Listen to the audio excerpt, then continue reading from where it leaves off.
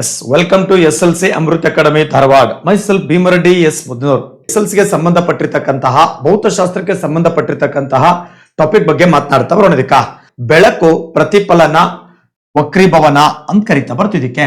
ಇದು SLC ಅಲ್ಲಿ ಬರ್ತಕ್ಕಂತಹ ಭೌತಶಾಸ್ತ್ರದಲ್ಲಿ ಬರ್ತಕ್ಕಂತಹ ಒಂದು ಟಾಪಿಕ್. ಸರಿ, ಫಸ್ಟ್ ಬೆಳಕು ಅಂತಂದ್ರೇನು? ಈಗ ನಾನು ನಿಂತ್ಕೊಂಡಿದ್ದೀನಿ, ನೀವು ಕೂತ್ಕೊಂಡಿದ್ದೀರಿ, ನೀವು ಮೊಬೈಲ್ ಅಲ್ಲಿ ಈ ಕ್ಲಾಸ್ ಕೇಳಿಸ್ಕೊಳ್ತಾ ಇದ್ದೀರಿ ಅಂತಂದ್ರೆ ಬಿಕಾಸ್ ಆಫ್ ಲೈಟ್ ಅಂತ. ಆ ಸ್ಕ್ರೀನ್ ಅಲ್ಲಿ ಲೈಟ್ ಅದ, ಲೈಟ್ ಇರೋದಕ್ಕೆ ಏನಾಗತ್ತಾ, ನಿಮ್ ಕಣ್ಣು ಅದ್ರ ಮೇಲೆ ಆಯಿಸ್ತಾ ಬರ್ತದೆ, ಅದ್ರ ಮೇಲೆ ಬಿದ್ದಂತ ಬೆಳಕಿನ ಕಿರಣ ವಾಪಸ್ ಪ್ರತಿಫಲಿಸತ್ತ ನಿಮ್ಮ ಕಣ್ಣಿನ ರೆಟಿನ ಏನ್ ಮಾಡ್ತಾ ಬರ್ತದ, ಅಬ್ಸಾರ್ಪ್ಷನ್ ಮಾಡ್ತಾ ಬರ್ತದ. ಹಾಗಾಗಿ ಅವಾಗ ಏನಾಗುತ್ತಾ, ಆ ದೃಶ್ಯ ಕಾಣಿಸಲ್ಪಡ್ತದ.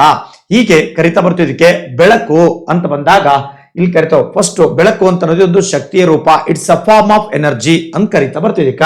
ಸರಿ, ಮತ್ತೆ ಇದು ಏನಾಗ್ತಾ ಬರ್ತದ, ದೃಶ್ಯ ಸಂವೇದನೆಗೆ ಸಹಾಯಕ, it's a sensation of vision ಅಂತ ಕರಿತಿದ್ದಕ್ಕೆ. ಯಾವುದೇ ಒಂದು ವಸ್ತು ನೋಡಬೇಕಾಗಿತ್ತು ನಮ್ಗೆ ಏನ್ ಬೇಕದಕ್ಕ, ಬೆಳಕು ಬೇಕೇ ಬೇಕೋ. ಬೆಳಕು ಇಲ್ಲ ಅಂದ್ರೆ ವಸ್ತು ನಮ್ಗೆ ಕಾಣಿಸುವುದಿಲ್ಲ. ಯಾವುದೇ ಒಂದು ವಸ್ತು ಮೇಲೆ ಬಿದ್ದಂತ ಬೆಳಕಿನ ಕಿರಣ ವಾಪಸ್ಸು ಹಿಂದಕ್ಕೆ ಪ್ರತಿಫಲಿಸಿ ನಮ್ಮ ಕಣ್ಣು ಗ್ರಹಿಸಲ್ಪಟ್ಟಾಗ ಅದಕ್ಕೆ ಕರಿತಾ ಬರ್ತೀವಿ. ಇದಕ್ಕೆ ಏನಂತ, ಬೆಳಕು ಅಂತ ಕರಿತೀವಿ. ಅವಾಗ ಅದು ದೃಶ್ಯ ಅರ್ಥೈಸಿಕೊಳ್ಳೋದಕ್ಕೆ ಸಾಧ್ಯವಾಗ್ತಾ ಬರ್ತದೆ ಇದಕ್ಕೆ. ಹಾಗಾದ್ರೆ ಬೆಳಕು ಅಂತಂದ್ರೆ ಶಕ್ತಿಯ ರೂಪ, it's a form of energy ಅಂತ ಕರಿತೀವಿ ಇದಕ್ಕೆ. ಎರಡನೇದು ಏನಪ್ಪಾ ಅಂದ್ರೆ ದೃಶ್ಯ ಸಂವೇದನೆಗೆ ಸಹಾಯಕ, it's a helpful of sensation of vision ಅಂತ ಕರಿತೀವಿ ಇದಕ್ಕೆ. ಸೆನ್ಸೇಷನ್ ಆಫ್ ವಿಷನ್, ದೃಶ್ಯ ಸಂವೇದನೆಗೆ ಸಹಾಯಕ ಅಂತ. ಸರಿ, ಮತ್ತ ಆಮೇಲೆ ದೃಶ್ಯ ಗೋಚರ, ಎನೇಬಲ್ ಅಸ್ ಟು ಸಿ. ಈಗ ಒಂದು ವಸ್ತು ನೋಡ್ಬೇಕಾಗಿತ್ತು ಅಂತಂದ್ರೆ ಅಲ್ಲಿ ಬೆಳಕು ಇರಲೇಬೇಕು. ಬೆಳಕಿದ್ದಾಗ ಮಾತ್ರ that things will be have to enable us to see, ನೋಡೋದಕ್ಕೆ ಸಾಧ್ಯವಾಗ್ತಾ ಬರ್ತದೆ. ಆಮೇಲೆ ಇದು ಚಲಿಸಲು ಮಾಧ್ಯಮದ ಅವಶ್ಯಕತೆ ಇಲ್ಲ. ಈ ಬೆಳಕು ಚಲಿಸಬೇಕಾಗಿತ್ತಂದ್ರೆ ಮಾಧ್ಯಮ ಇಲ್ಲ ಅಂದ್ರೂ ಕೂಡ ಈ ಬೆಳಕಿನ ಕಿರಣ ಏನಾಗತ್ತಾ, ಚಲಿಸಲ್ಪಡ್ತದ.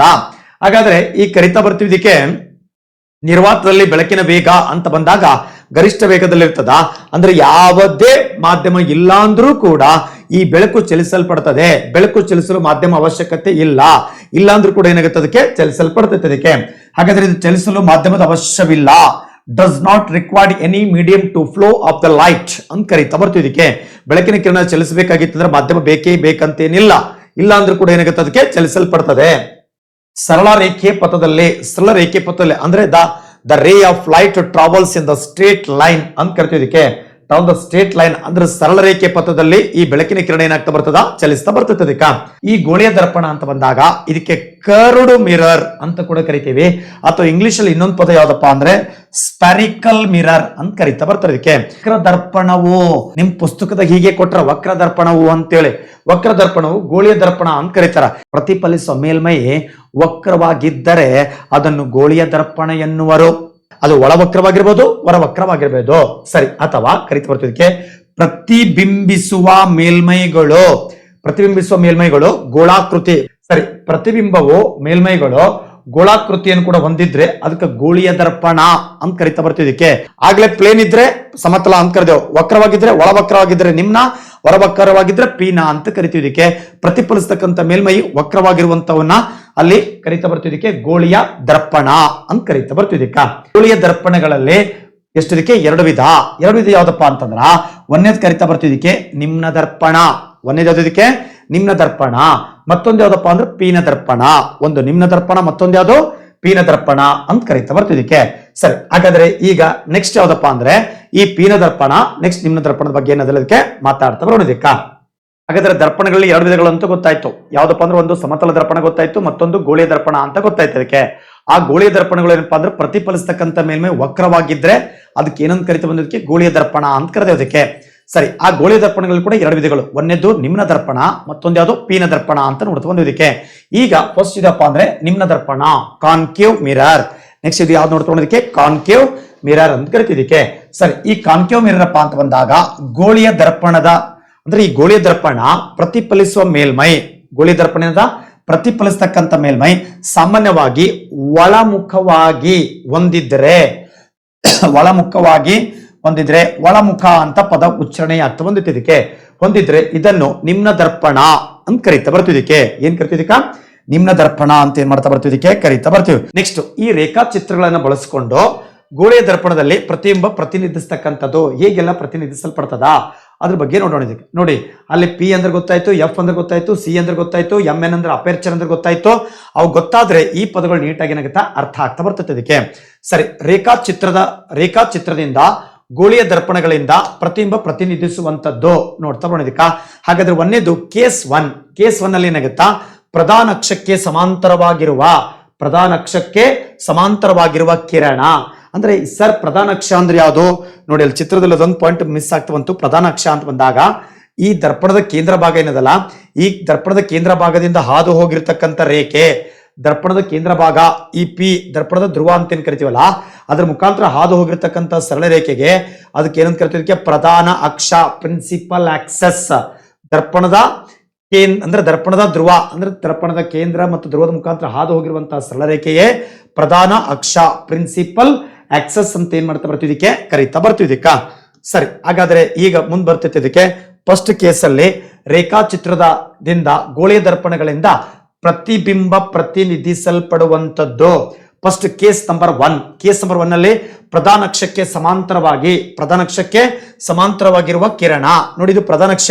ಇದು ಏನಾಯ್ತಲ್ಲ, ಅದಕ್ಕೆ ನಾ ರೆಡ್ ಕಲರ್ ಬರ್ತೇನೆ ನೋಡಿ, ಇದಕ್ಕೆ ಈ ಬ್ಲೂ ಇದೇನು ರೆಡ್ ಕಲರ್, ಅದಕ್ಕೆ ಪ್ರಧಾನ ಅಕ್ಷ. ಇದಕ್ಕೆ ಏನ್ ಕರಿತಾ ಬರ್ತೀವಿ, ಇದಕ್ಕೆ ಪ್ರಧಾನ ಅಕ್ಷ ಅಂತ ಕರಿತಾ ಬರ್ತಿದ್ದಕ್ಕೆ. ಈ ಪ್ರಧಾನ ಅಕ್ಷಕ್ಕೆ ಎಳೆದಿರ್ತಕ್ಕಂತಹ ಸಮಾಂತರವಾಗಿ ಎಳೆದಿರುವಂತ ರೇಖೆ ಅಂದ್ರೆ ಕಿರಣ. ನಾನು ಇಲ್ಲಿ ಬರ್ತೀನಿ ನೋಡ್ರಿ, ಇದಕ್ಕೆ ಏನಂತ ಬರ್ತೀನಿ, ಇದಕ್ಕೆ ಪ್ರಧಾನ ಅಕ್ಷಕ್ಕೆ ಸಮಾಂತರವಾಗಿರುವ ಕಿರಣ. ಸರ್ ಪ್ರಧಾನ ಅಕ್ಷಕ್ಕೆ ಸಮಾಂತರವಾಗಿರುವಂತ ಕಿರಣ ಯಾವ್ದು ನೋಡ್ರಿ, ಇಲ್ಲಿ ಏನದಲ್ಲ ಇದು ನೋಡಿ, ಇದು ನಿಮ್ನ ದರ್ಪಣದಲ್ಲಿ ಪ್ರಧಾನ ಅಕ್ಷಕ್ಕೆ ಸಮಾಂತರವಾಗಿರುವಂತ ಕಿರಣ ಬಂತು. ಇದು ಸಮಾಂತರ ಅಂದ್ರೆ ಪ್ಯಾರಲಲ್ ಲಿಂಗ.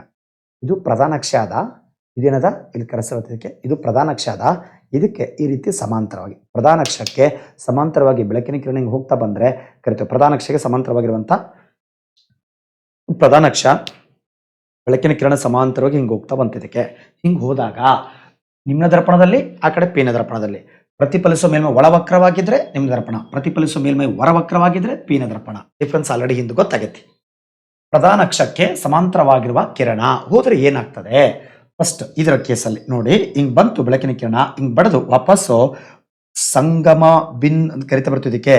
ಪ್ರಧಾನ ಸಂಗಮ, ಎಫ್ ಅಂದ್ರೆ ಪ್ರಧಾನ ಸಂಗಮ ಏನದಲ್ಲ, ಈ ಪ್ರಧಾನ ಸಂಗಮದ ಮುಖಾಂತರ ಹಾದು ಹೋಗ್ತಾ ಬರ್ತದೆ. ಪ್ರಧಾನ ಸಂಗಮದ ಮುಖಾಂತರ ಹಿಂಗ್ ಬಡದು ವಾಪಸ್ ಹಿಂಗೇನಾಗತ್ತಾ ಹಾದು ಹೋಗ್ತಾ ಬರ್ತದೆ. ರೇಖೆ ಅಬ್ಸರ್ವ್ ಮಾಡಿ, ಹಿಂಗ್ ಬಂತು, ಇಲ್ಲಿ ಬಡಿತು, ಈ ಪ್ರಧಾನ ಸಂಗಮ ಈಗ ರೆಡ್ ಕಲರ್ ತೋರಿಸ್ತಿರ್ತದಕ್ಕ.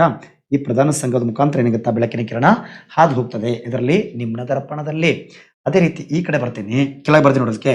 ಪ್ರಧಾನ ಅಕ್ಷಕ್ಕೆ ಸಮಾಂತರವಾಗಿರುವಂತ ಕಿರಣ ಪ್ರಧಾನ ಸಂಗಮದ ಮೂಲಕ ಹಾದು ಹೋಗುವುದು. ಪ್ರಧಾನ ಸಂಗಮ ಮುಖಾಂತರ ಏನಾಗುತ್ತಾ ಹಾದು ಹೋಗ್ತಾ ಬರ್ತೈತಿ. ನೆಕ್ಸ್ಟ್ ಈ ಕಡೆ ಪ್ರತಿಫಲಿಸಿದ ನಂತರ ಪ್ರಧಾನ ಸಂಗಮ ಮುಖಾಂತರ ಹಾದು ಹೋಗ್ತದೆ. ಅದೇ ರೀತಿ ಪೀನ ದರ್ಪಣದಲ್ಲಿ ಇಲ್ಲಿ ಏನಾಗುತ್ತೆ ಗೊತ್ತಾ, ಇದಕ್ಕೆ ಪ್ರಧಾನ ಅಕ್ಷಕ್ಕೆ, ಇದು ಕೂಡ ಪ್ರಧಾನ ಅಕ್ಷಕ್ಕೆ ಸಮಾಂತರವಾಗಿರುವಂತ ಬೆಳಕಿನ ಕಿರಣ ಹಿಂಗೆ ಬಡದು ಏನಾಗುತ್ತೆ ವಾಪಸ್ ಹಿಂಗೆ ಇದು ಹೋಗ್ತಾ ಬಂತಿದ್ದಕ್ಕೆ. ಇಲ್ಲಿ ಪ್ರಧಾನ ಸಂಗಮದಿಂದ ಹೊರ ಬಂದಂತೆ ಕಾಣಿಸುತ್ತದೆ. ಈ ಪ್ರಧಾನ ಸಂಗಮ ಬಿಂದು ಇಲ್ಲಿ ಗೊತ್ತಾ, ಇದ್ರ ಮುಖಾಂತರ ಏನಾಗ್ತಾ ಬರ್ತೈತೆ, ಇದಕ್ಕೆ ಹೊರಗಡೆ ಬಂದಂತೆ ಕಾಣಿಸ್ತಾ ಬರ್ತೈತೆ. ಇದಕ್ಕೆ ಇದ್ರ ಮುಖಾಂತರ ಏನಾಗುತ್ತೆ ಬರ್ತೈತೆ, ಇದಕ್ಕೆ ಇದ್ರ ಮುಖಾಂತರ ಹಿಂಗ ಹೋಗಿ ಇದಕ್ಕೆ ಬಡದು ಹಿಂಗೆ ಹೋಗಿ ವಾಪಸ್ ಹೊರಗೆ ಬಂದಂತೆ ಏನ್ ಮಾಡ್ತಾ ಬರ್ತೈತೆ, ಇದಕ್ಕೆ ಇದ್ರ ಮುಖಾಂತರ ಹಿಂಗ್ ಬಡದು ವಾಪಸ್ ಹೊರಗೆ ಬಂದಂತೆ ಕಾಣಿಸ್ತಾ ಬರ್ತೈತೆ. ಪ್ರಧಾನ ಸಂಗಮದಿಂದ ಇದ್ರ ಹಿಂದೆ ಇರತಕ್ಕಂತಹ ಈ ಪ್ರಧಾನ ಸಂಗಮದಿಂದ ಹೊರಗಡೆ ಬಂದಂತೆ ಏನಾಗ್ತಾ ಬರ್ತೈತೆ, ಇದಕ್ಕೆ ಕಾಣಿಸ್ತಾ ಬರ್ತೈತೆ. ಇದಕ್ಕೆ ಯಾವುದು ಕರಿತಾ ಬರ್ತಿದ್ದಕ್ಕೆ. ಹಾಗಾದ್ರೆ ರೇಖಾಚಿತ್ರದಿಂದ ಗೋಳಿಯ ದರ್ಪಣ ಪ್ರತಿಬಿಂಬ ಪ್ರತಿನಿಧಿಸ್ತಕ್ಕಂಥ ಕೇಸ್ 1ರಲ್ಲಿ ಗೊತ್ತಾಯ್ತು. ಒಂದನೇ ಕೇಸ್ ಏನು, ಪ್ರಧಾನ ಅಕ್ಷಕ್ಕೆ ಸಮಾಂತರವಾಗಿರ್ತಕ್ಕಂಥ ಕಿರಣ ನಿಮ್ನ ದರ್ಪಣದಲ್ಲಿ ಪೀನ ದರ್ಪಣದಲ್ಲಿ ವಾಪಸ್ ಏನಿತ್ತ ಪ್ರಧಾನ ಸಂಗಮ ಮುಖಾಂತರ ಹಾದು ಹೋಗ್ತಾ ಬರ್ತೈತಿ. ಇದು ಪ್ರಧಾನ ಸಂಗಮದಿಂದ ಹೊರ ಬಂದಂತೆ ಭಾಸವಾಗ್ತಾ ಬರ್ತೈತೆ. ಇದಕ್ಕೆ ಒಂದನೇ ಕೇಸ್ ಗೊತ್ತಾಯ್ತು.